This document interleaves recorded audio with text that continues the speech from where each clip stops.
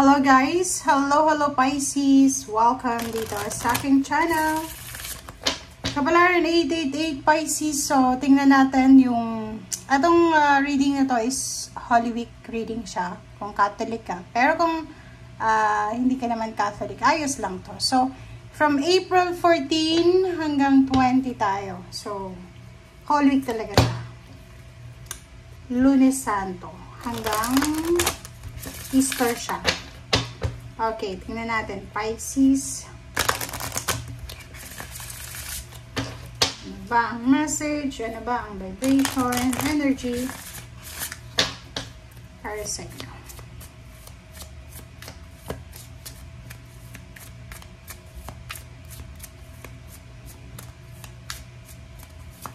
Oops.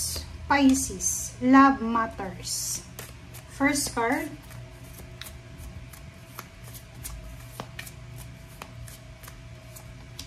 Okay, contemplation. Bakit ganun? Pisces, paki-comment sa comment section if you resonated. So, yung first two cards mo dito is number 43, it's number 7, and number 11. 7 and 11 siya.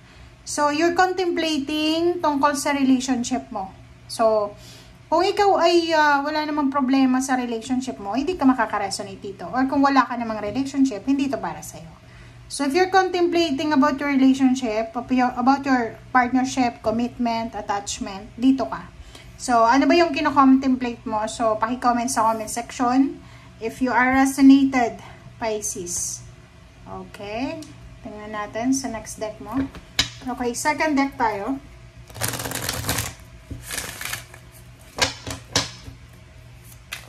Oops, sorry. Okay. Balance. Archangel Zadkiel. So, nandito si Archangel Zadkiel, Pisces, para bigyan ka ng balanse. Kailangan mo ng balanse and moderation, cooperation and compromise. Wait for perfect timing. So, pwedeng masabi natin dito, Pisces, sa relationship. Medyo, like, for example, if in a relationship ka, okay, and hindi mo masyadong alam gawin kung ano yung gagawin mo. Di ba yung decision making? Kasi pwedeng panganay ka sa pamilya, marami kang obligations, and then in a relationship ka din, tas yung relationship mo, pinipressure ka. So, parang sinasabi ng baraha dito na kailangan mo ng balanse. Okay? The need for balance and moderation. Wait sa perfect timing. So, pwedeng yung karelasyon mo, inaaya ka ng magpakasal, mag-live-in, parang ganun. So, dito sinasabi na kailangan mong maghintay sa tamang panahon. If it's all about relationship. Okay, thank you, Pisces. Wait lang, guys.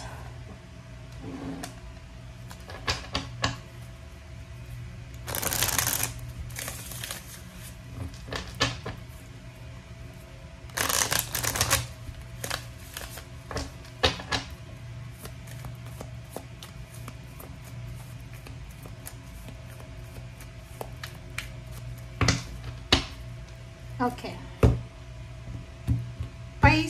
Pisces. Okay, first two cards tayo. Meron ditong Pisces na posibleng meron siyang iniisip sa gabi, 'di ba? Yung Pisces na to is medyo naguguluhan siya. Gulong-gulo yung isip niya. You're contemplating dito. Hindi mo alam kung ano yung direksyon na tatahakin mo dito. Tingnan mo. Ito yung King of Swords, ito yung direksyon. Ito yung pathway na gusto mong tahakin. Pero hindi mo alam kung ano yung gagawin mo. Hindi mo alam kung ano yung first step, second step, or kung saan ka papunta. Ang pinaka malapit dito, itong relationship to eh. Parang yun nga, sabi ko sa kanina. Hindi mo alam kung ano yung pipiliin mo.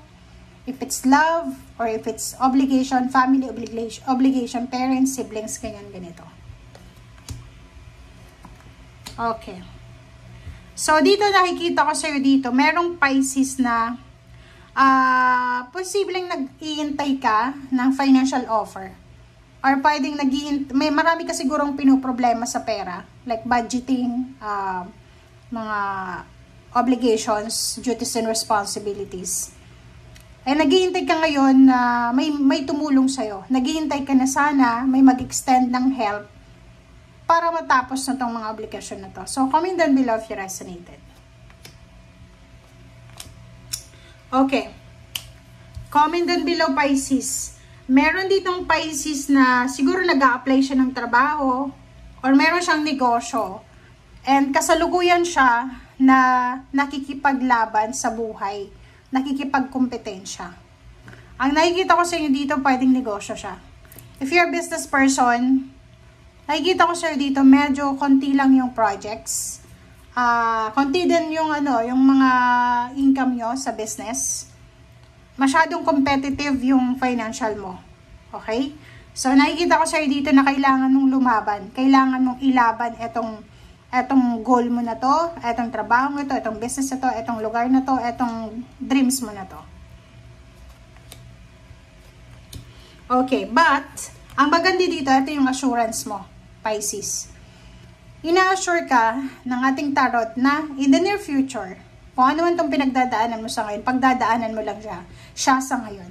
Kasi, magiging sobrang peaceful, harmonious, magiging sobrang solemn yung iyong buhay. Buhay emosyonal, buhay financial, buhay spiritual, or anumang buhay na gusto mong maging peaceful. Okay? Wow. Okay. Ang kailangan mo lang pag-ingatan, this one is a reminder, is a warning para sa mga Pisces. Mag-iingat ka, Pisces, sa mga easy money tactics, mga mabilisang paraan para yumaman, sa magic, parang ganun. Mag-iingat ka. Mag-iingat ka sa mabilis, mag-iingat ka sa sobrang bilis na yan. Like mga offers na magpakasal na ngayon mismo, nako, no yan, X yan. Like pera, mag-invest kayo ngayon mismo, no.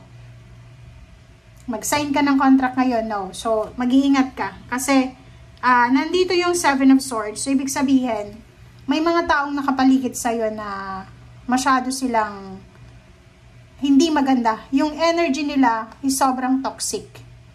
Yung energy nila is sobrang toxic na pwedeng magbigay sa'yo ng, anong tawag dyan?